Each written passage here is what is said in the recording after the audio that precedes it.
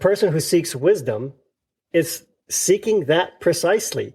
They're seeking the ability to distinguish or to filter out, to burn away the dead wood around us and gets to the kernel, the veins, the threads, the essence, or whatever you want to call it, distills things down into what is good, what is the ultimate aim here.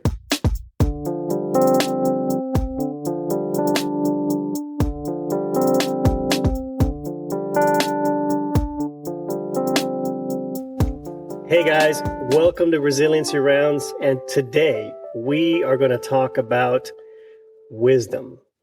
That's right, wisdom. So, in keeping with prior traditions, Eddie, can a man who is not educated be wise? The short answer is yes. That's right. Good answer. And here's why. It boils down to definitions and understandings. Education, an educated person, you could say, is learned. That they may have a lot of didactic knowledge, book knowledge. They may have a lot of technical knowledge. And so the question becomes, why does that not translate to wisdom directly? And the answer is this: because wisdom is distinct from knowledge. Pieces of knowledge are things that describe natural phenomenon. They could be pieces of information, but none of them point you toward virtue. None of them point you toward a specific action. And I have a thought experiment that might help illustrate this, but the key distinction between wisdom and knowledge is wisdom has an implication of morality to it. Mm-hmm. Wisdom has it connotes an understanding of ethics. It connotes an understanding of what is good. Mm-hmm. And so therefore, wisdom speaks to the character and to the mind of the individual in a way that simple pieces of knowledge do not. So you could have somebody who's very knowledgeable, but not be very wise. So the example would be, just to use a trope from media, would be like the evil genius, right? Mm-hmm. So you could have somebody who knows a lot, mm-hmm. But there's no ethical there's no ethical application to what their knowledge. In fact, what they're using their knowledge in this cartoonish case for evil. Right? Mm-hmm. And so you would not say that is a wise person. That's right? Correct. So you would say somebody is wise in thought and action to the extent that they seem to know what the right thing to do is. Mm-hmm. All right. So that's why you could be educated and not be wise, like me. You're very knowledgeable about wisdom, Eddie. I think that's an excellent answer, and I'm like waiting to do that thought experiment with you. But I just want to unpack the few things that you said. Yes, let's do it. Just so that we are all on the same page.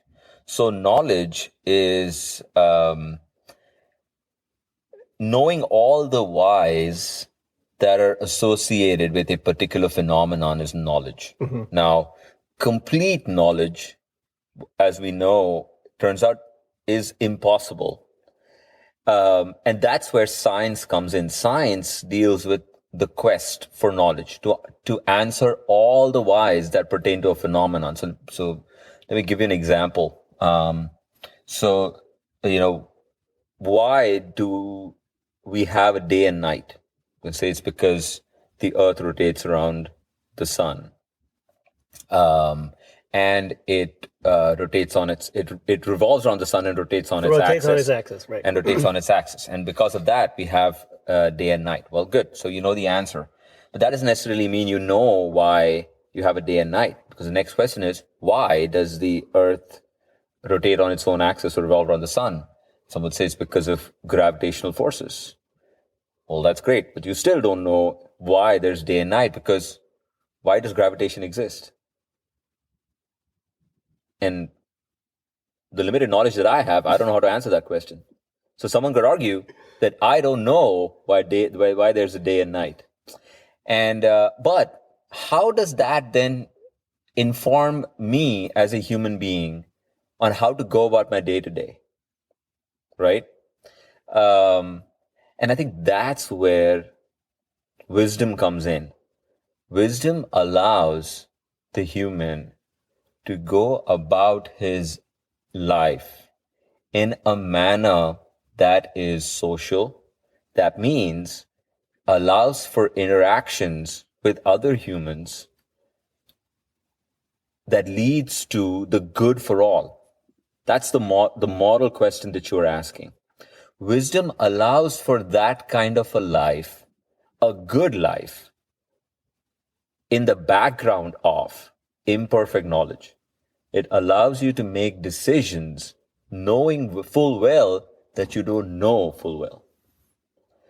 And so, so just like how you said that you gave an example of how someone could be knowledgeable but not wise because they seem to know. The mad scientist knows just about everything there is to know about till the human limits of knowledge he possesses, but does not possess the virtue that acts towards the good for all. And so you would say he is knowledgeable, but he's not wise. He's unwise. But there's a flip side to it as well. Socrates very famously did not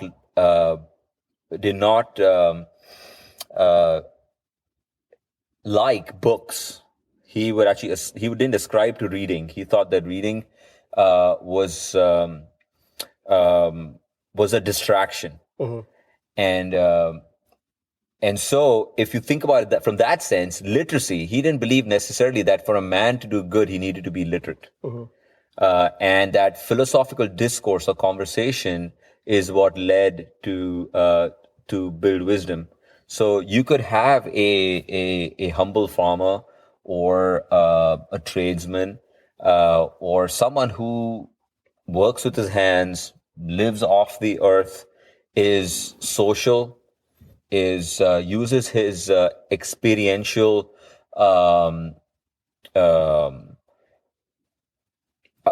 wisdom, I would say, to help determine his interactions with his community, with his society. And the further he gets along in life, the more likely he is, as long as he is on the path of good, that he would be wise despite having ever read a book. Mm-hmm.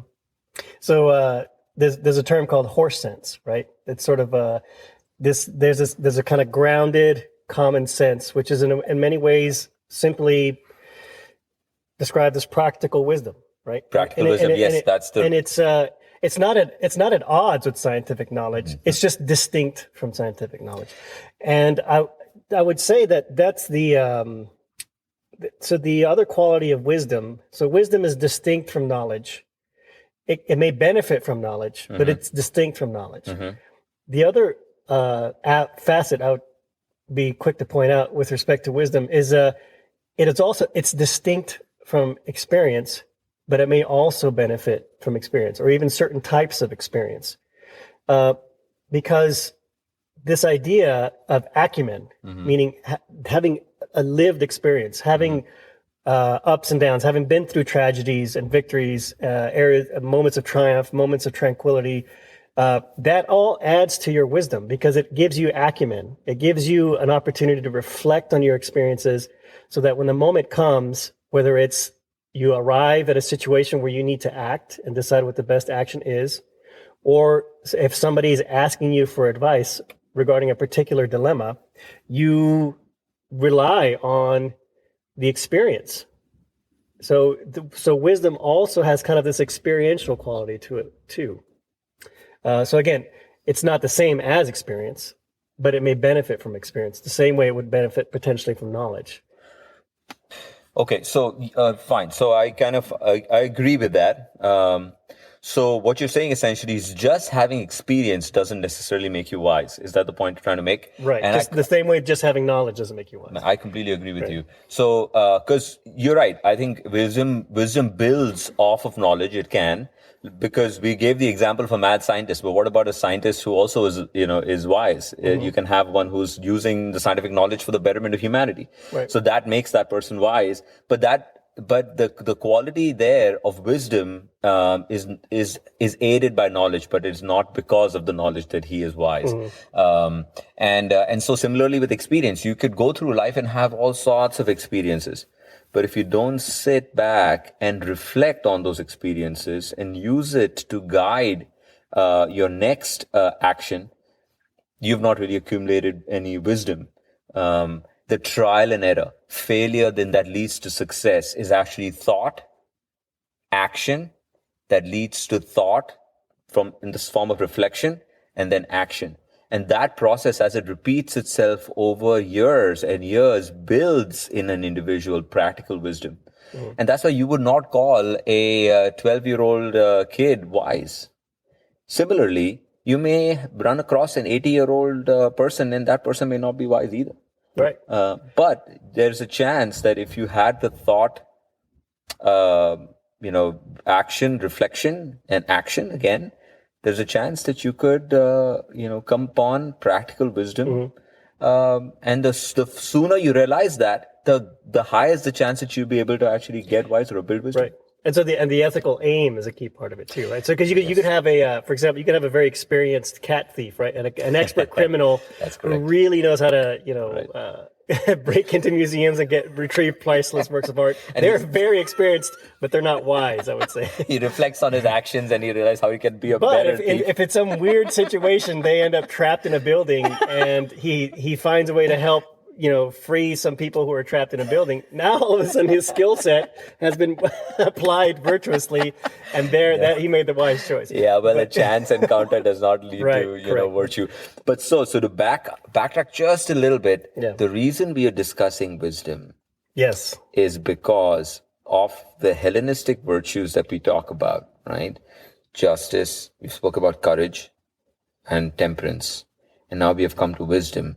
Wisdom is the pinnacle of the virtues. Another way to look at it essentially is that the wise man knows what courage is, understands what justice is, and understands what temperance is. And not only understands that, but knows exactly when it's applicable, at what time it's applicable, and who it's applicable to. And that applicability, not just the knowledge, but actually applying that to action, that is wisdom. Yes. And so that's the reason why we are discussing wisdom here today, because if not for wisdom and not just the understanding, again, I just want to make sure that we really, drive home this point. It is action that is guided by this wisdom of the virtues in an act that is a social act and a moral act. That kind of a life, or that kind of a person, that person is said to have practical wisdom. Prudence is another word for practical wisdom. And so one may not have the understanding of what exactly is meant by courage or justice or temperance. But if a man understands what good is and directs his life toward good, and not just, obviously not good for themselves, we're talking about samamon, but that's good for all. Right. He directs his life toward that, would be someone who would be wise despite not having the knowledge of what these cardinal virtues are. He would be living a life of practical wisdom and be considered to be wise and considered to be virtuous. Yeah. So two things I want to say. So I guess, and this just occurred to me. So a conceptualization of wisdom could be something like this. It is a concept that bridges knowledge and experience it bridges thought and action, and with an aim toward virtue. That's a great way to put it. And as right, so the venue, the vehicle toward virtue, are the virtues as we understand them: courage, temperance, justice. So wisdom essentially informs the virtues with its ultimate aim toward what is good. And at some point we need to unpack this, and we probably will in a future episode, but we eventually will have to talk about why virtue. What is virtue? Okay. And the simple and short answer is, virtue is what leads towards good. Now, in order to aim your acts, your thoughts, your behaviors toward good, one must recognize what is good. And so you must be able to delineate between what is not good and what is good. And now that's a tall order. That's not a very simple task, but the person who seeks wisdom is seeking that precisely. They're seeking the ability to distinguish or to filter out, to burn away the dead wood around us and gets to the kernel, the veins, the threads, the essence, or whatever you want to call it, distills things down into what is good, what is the ultimate aim here. So somebody who's wise is very much aware of the ends of their thoughts and their actions. To what end? This is great. The way you said it, like the burning the dead wood to get to the kernel, the crux of the matter. And the crux of the matter in any human life is the difference between good and evil. And, yes, it may sound very silly, right? It may sound very silly saying that, everybody knows what's the difference between good and evil. But even if we try, do we? That's right. Even if we try it, just try it for yourself and look at any decision we make. Do we really know that if it's in fact a good decision or a bad one? I can think of just so many examples, and some of them may just sound absolutely silly. But anything we do, has a good and evil connotation to it, right? Simple example would be, spending a life of super specialization, of achieving super specialization in a particular field, narrowing it down to a very specific focus. No one is going to argue, from a societal perspective, that is, that's a good pursuit. No one's going to argue that. Just say, yeah, man, you should specialize as much as you can, because look at the amount of knowledge you have gained to be that tip of that spear. But if you are the tip of the spear, how many people are you affecting? Nobody thinks about it in those terms. Right. Everybody thinks about the accolades that come with it, the money that comes with it, the prestige that comes with it, all of that. And all of those are considered to be goods. But when you realize that the good of all is the good of one, then one realizes that, no, the world doesn't need a super specialized, tip of the spear kind of guy. Millions of people are dying in Africa for simple, diarrheal diseases, and they don't need an interventional, radiologist or a cardiologist, or, the maximum good can be achieved by someone who's not even a physician. But imagine our kid coming up to us and saying, Dad, I don't want to get any more higher education. I don't think I need that. I want to go and save the world, and I know how to do it. I'm going to a startup or something, and that kind of life, that's going to be my life. Living frugally, living meagerly, living in some of the poorest countries in the world, trying to help as many people as I can. And in the back of your mind, there'll be a fear. You would tell your kid that, no, that's wrong. What are you doing? You're wasting your life.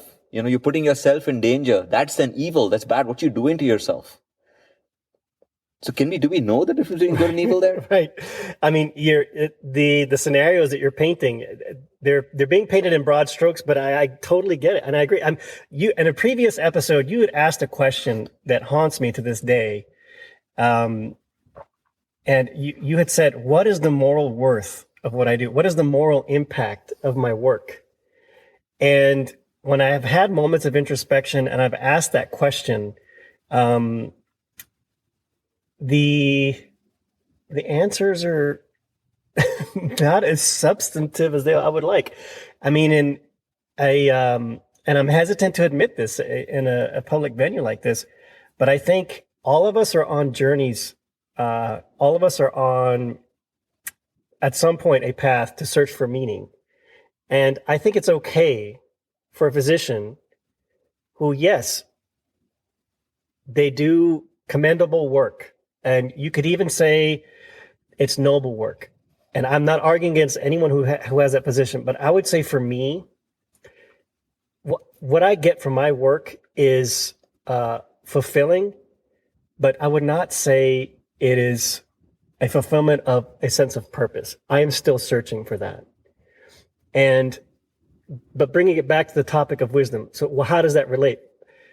My efforts to have a virtue-driven life have guided me toward this understanding, the conceptualization of virtue. Now the job is to operationalize it, because again, one of the key factors of wisdom is that it must move. Wisdom is a moving of your philosophical concepts from the mind to action. At some point, you have to move it into the realm of action. You cannot be an armchair, philosopher. You cannot be sitting on your chair and thinking, right. I'm thinking of doing all of this good, and then say, I'm wise because I understand this. But that's not. And so for me, for my path is to understand these concepts, to learn what I can. So when that moment arrives, I have the philosophical toolkit that I need, and whether it's to inhabit the opportunity to fulfill a sense of purpose when it arrives, or if it's just to deal with kind of the day-to-day drudgery and tedium, which I think is a key ingredient for a lot of physicians who are struggling with burnout. And so in that context, that to me is sort of the roadmap. And undergirding all of this is this concept of wisdom. So when you do philosophical reading about wisdom, this is why some people say that wisdom has a special position, has a special place amongst the virtues, because it seems to be a part of all the virtues, at the very least. Yeah. It's either the whole of wisdom or at least a part of it. Just the example like that we gave, right? In order to understand where you should be courageous, where you should be temperate, where you should be just, is guided by wisdom. Precisely. So it's almost the hub of the wheel. That's correct. Yeah. Without wisdom, an action is neither courageous nor cowardly, nor rash. Without wisdom, an action is neither just nor punitive. The thing is that you could by chance end up doing a courageous act. You could do it by chance, but that doesn't necessarily make that act courageous. You see, you cannot call even really bad people sometimes end up doing some good. That doesn't make them wise. Wisdom is this like the accident, like an accidental hero. Right? So you could say for that brief moment that person displayed courage, but that doesn't make him a courageous person. A courageous if person, they weren't aware, right? That's correct. But if they were aware, again, which presupposes the bridging of knowledge, action, the bridging of experience, and the bridging of thought and action, the bridging of experience and knowledge toward an aim. Again, this idea of aiming toward what is good. Then, and I think it's important to have this perspective from a perspective of a momentary aim. That's a micro display of an act that goes towards an aim that's temporary, is different from the wisdom that you need to have a lifelong aim that is directed toward wisdom. The macro wisdom, this experiential wisdom that guides you to a lifelong search for the good for all, as opposed to a momentary act of good. There's a difference in those two lives. And so there's a micro connotation, not of wisdom, but of the aim. And that is where, when you talk about purpose, That's the difference between a goal and purpose. A goal, you can have a very lofty goal, but that would be a temporary, short-lived micro display of experiential wisdom to achieve a certain good. But having a purpose is lifelong. You know, to help humans who are in, who are dealing with injustice is a never-ending purpose. It's Right. it's never, we're never going to have a solution to it. So someone could say that you're never going to achieve your purpose. Yes, a wise man knows that. But the good life in that case is not the achievement of the purpose. It is the fact that you are on the path of purpose. And that aim, that direction is that in which direction should a man go is guided by virtue. But the fact that you are on the path and actually walking the path, doing the steps that requires, that is where experiential wisdom or prudence or practical wisdom comes in. Yep. And so, and this is, that's why it's the cardinal virtue, Right. Of wisdom. And it all ties together, right? Because the aim of virtue, the arrow of virtue, is toward what is good, and the subsequent result of that is happiness. So a lot of this refers back to our episodes on happiness and our episode on hope. So again, happiness, capital H happiness, like macro happiness, does not imply that there will be no suffering. In fact, you may incur upon yourself suffering for the ultimate goal of happiness. And so that's one thing I would point out. And again, that is precisely the type of happiness that virtue aims toward. Also, whenever you're dealing with aspirational goals, because again, if you have an aim as opposed to a discrete goal, there is an underlying assumption there that it's aspirational, that it will not be reached. And purpose as opposed to goal. Right, exactly. And so what would drive you down that pathway? And so this is where practical wisdom, and as far as how to walk the steps, but then every step begins with an initial movement where there has to be some motivating factor. And this is where you and I wrestled with the concept of hope. Right. There has to be something that moves the individual on that path. How they learn the steps, once they have the aim, virtue, happiness, what is good, to the extent that they understand that, wisdom informs that.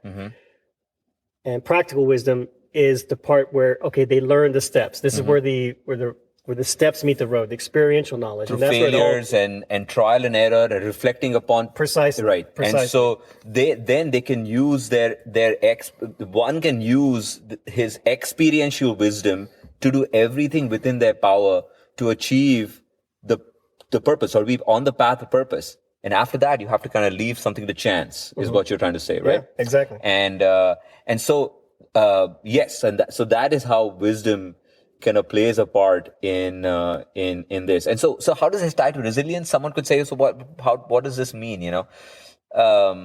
Once we get our bearings right to what is good and what is evil, we can look at our lives and take stock of our lives and say, are all the actions that we are doing today leading to the benefit of all, to the good of all? And once we understand that the good of all is our good, we will no longer be worried about the little things that come in the way of our own personal micro happiness. In fact, you could say that, and again, we'll get into this, but the things that are inherently good are the things that are good for you and everyone else around you. That's in fact, correct. that is the operationalized definition of what is good, right? And I always believe that, I've had these conversations with folks, and when we talk about happiness, I've had folks who come and tell me, no, that's not my aim in life, is not to be happy. I think so. And I understand that, yes, when we talk about happiness, we're talking about the hooray happiness, right? I mean, Yeah, we're not talking about a romantic Right. ideal, and that's usually what we get met with is sort Right. of dismiss. We're talking about jubilation, right? That's how we're talking. Basically the Aristotle's idea of what is a good life, Right. And to the extent that you have one, that is what we mean by happiness. And so, but no one can argue that everybody wants to do good. And Socrates says this, and I've started to believe this more and more. Into parentheses, true evil does exist, but we are very fortunate to not come across true evil. Some people do, sadly. Mm-hmm. True evil does exist, but for the majority of us, humans want to do good. They do bad things because they don't have the understanding that what they're doing is bad. They think what they're doing is good, mm-hmm. and they continue to do it.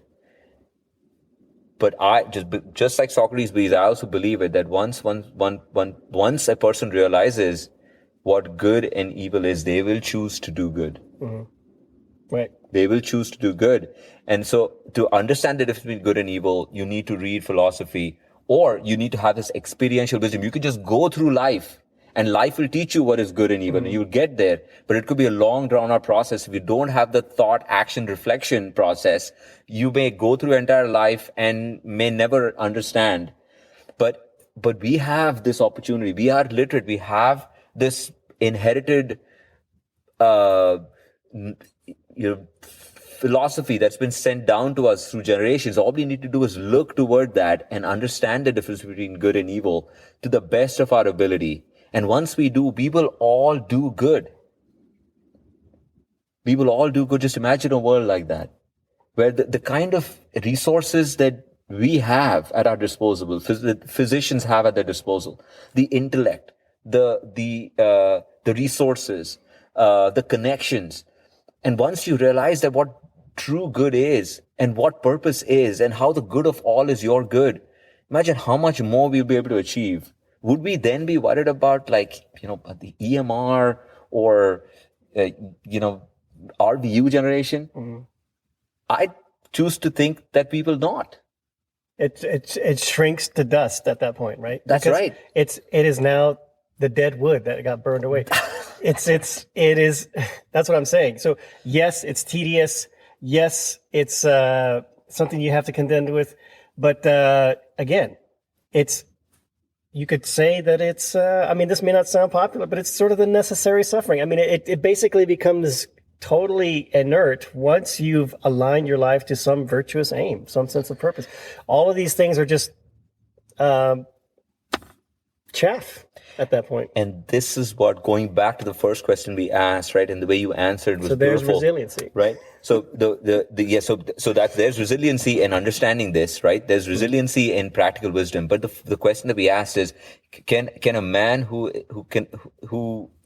is illiterate, man who has no knowledge, can he be wise? And we discussed about how someone who has the knowledge and how knowledge can assist wisdom. We have to understand that we have that ability. We have the knowledge. Mm-hmm. We have the resources. What we don't have is wisdom. And once we get the wisdom, once we achieve the wisdom, all of this knowledge can help back it up in a beautiful way. Because it requires action. It requires action. Right? And that's what I'm hearing from it. It's a call to action. It's a call to action. Okay, so now for the thought experiment. Yeah. And I'll start this off by saying this is meant to trigger self-reflection. It's meant to trigger introspection, but there's a lesson inside of this thought experiment, which is to help distinguish between knowledge and wisdom. And it gives an opportunity to bring the virtues as we've described them to life. Mm-hmm. So here's the thought experiment. So you're on a cruise and the ship goes through a storm. The ship rides out the storm, and now the storm has cleared. So you decide to leave your cabin and you walk out on the deck. And you find that the crew of the ship is piling into a life raft, and you overhear as you walk past that they have decided that they're going to escape the ship because the ship is sinking.